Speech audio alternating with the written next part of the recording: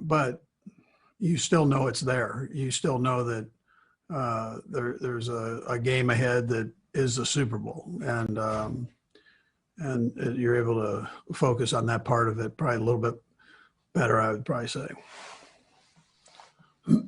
Next to Clarence Hill, Fort Worth Star-Telegraph. Go. Hey, Coach. There's been so much talk about Eric Bieniemy not getting the job. Were you upset? Like, I know Bruce Arians said he was pissed off that Leftwich didn't get even an interview. But were you upset for Bieniemy, and what needs to happen for him to break through? Yeah, Clarence, I don't really know. I mean, I don't know the answer to that last part of that. Am I upset? Yeah. I mean, I'm a big fan of his, and I know what he can help do for a team, and most of all for the National Football League. And so I think he's so deserving of that opportunity, and I'm hoping someday it comes. I was expecting it last year, and it didn't happen. I definitely thought it would happen this year, and it didn't happen. But I can't tell you the last part of your question. I think he's as ready as anybody. Let's go next to Sarin Petro. Go ahead, Sarin. Coach, first of all, congratulations on being back at the big game. Vita Vea coming back, what makes him so good, and how does he disrupt things for you? I missed that first. Who was that? Vita Vea, the defensive tackle for the Bucs. Yeah, no, Vita is he's a heck of a football player, and he is disruptive. He does a nice job inside there, and he didn't play the last time we played him. So, we respect him as a football player, and we know how talented he is. Go next to Jerron May. Go ahead, Jerron. Hey, Coach. You've been to 3 Super Bowls as a head coach. Where does this one rank among all of them, especially with a difficult season with COVID and all the other extracurricular details that you've been dealing with? Yeah, I mean, it's unique. So I would tell you that it's an honor to have the opportunity to play Tampa Bay in what's obviously a historic game from the standpoint that there's never been a home team that's played at their own facility. So I think that's a unique situation, and we look forward to that. We look forward to the challenge of playing them. And compared to other Super Bowls, I have a hard time comparing one to the other. I mean, it's they're all so different, and this one surely is unique with the COVID situation that we've been in. All right, as the Chiefs look to have Super Bowl opening night tonight here on NFL Network, 8 p.m.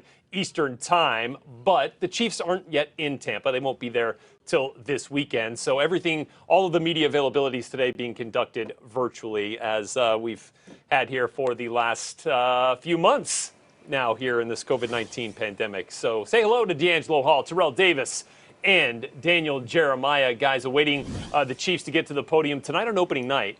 You're going to hear Kay Adams talk to both Tom Brady and Patrick Mahomes, only right here on NFL Network. We'll also have a conversation with Andy Reid and Bruce Arians, all tonight on opening night. But as we get set for Patrick Mahomes and his first availability, let's take you right there now.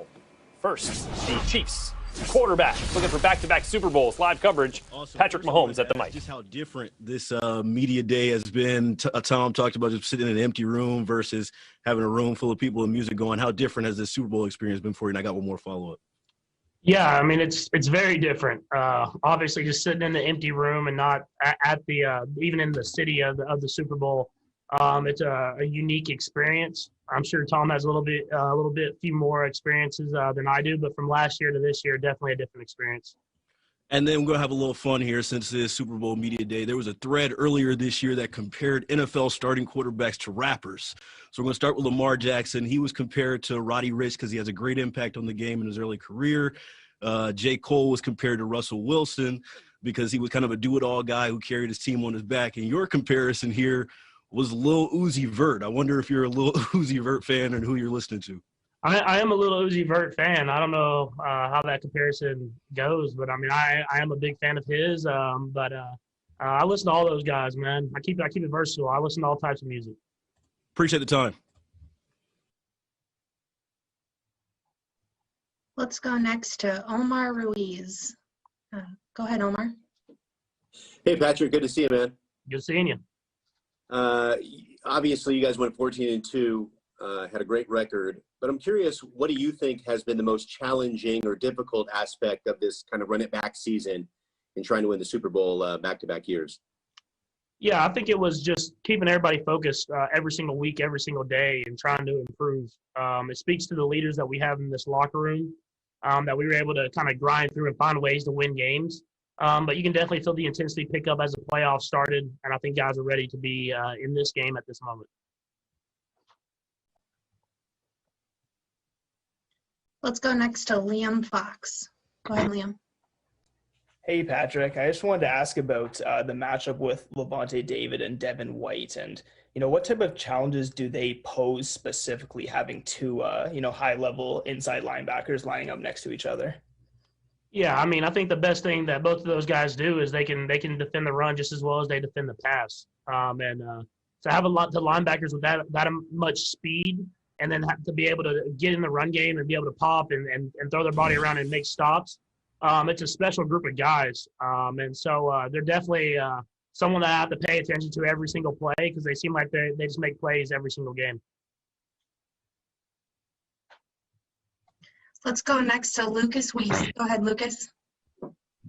Hey, Patrick, thanks for taking the time. Tom Brady was in here earlier, and he was talking about just imparting wisdom to some of the younger quarterbacks.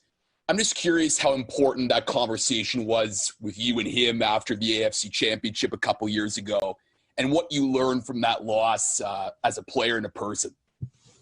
Yeah, it was very important. For me, I think it was important because it showed that I was doing things the right way. As a young quarterback in this league, you kind of go in, you show up early, and you try to put in the time and put in the work, but you don't really know until you get to that spot of where you want to be at. And losing an AFC Championship game, obviously I didn't get to the Super Bowl, but then him coming in and kind of just saying that he respected what I was doing and how I was playing on the field and the type of person that I was. It kind of just put that stamp on me that I needed to go in and even be better in order to get to the Super Bowl, which we did last year. And I'll just try to keep improving and keep getting better every single day. Let's go next to Diana Rossini. Go ahead, Diana. Hi, Patrick. Sorry you can't see us. All good. That may be a gift, actually, for some of us. We've seen in the past, it's so difficult to repeat as Super Bowl champs. So obviously you guys are on the verge of trying to do this. Why do you think it's so hard? Like, what do you think teams have done maybe wrong or perhaps missed out on in trying to repeat? Maybe something that you guys have talked about. I think it's difficult because this league has so much parity as far as everybody can beat anybody any single week. And there's not a lot of leagues, there's not a lot of divisions of football or anything like that that is like that. I mean, literally, if you could be the worst team in the league one year, all would go to the Super Bowl the next. And I think that just shows the talent that people have in this league. And so for us, we knew that. And instead of just soaking in all the glory of winning the Super Bowl last year, we went back to work. And we went to work every single day to make ourselves better, to prepare ourselves for every single situation that could arise. And it's put us in this game. But we have to keep going because we're playing a great football team, and we want to try to find a way to complete that running back tour. Let's go next to Arnie Stapleton. Go ahead, Arnie. Hey, Patrick. Just talking to Shaquille Barrett, and he said how he kind of incorporated a lot of Von Miller and DeMarcus Ware into his game.